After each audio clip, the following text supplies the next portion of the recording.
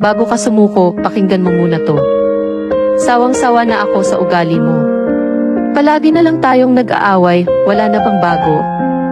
If your relationship is already in that situation, subukan mong tanungin ang sarili mo ng panibagong tanong.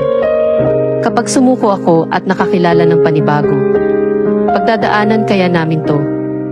Panigurado talagang pagdadaanan nyo dahil wala namang relasyong perpekto. Definitely may excitement.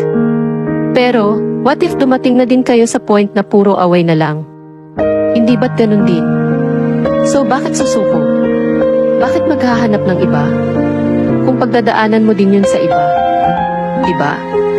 Imagine, palit ka ng partner, pero hindi ka nag-grow up. Having that mindset na kung akala mo mahahanap mo sa iba ang ginhawa sa isang relasyon is so wrong. Lahat ng relasyon dumadaan sa tensyon. Hindi lahat masaya, lahat nagkakaroon ng problema.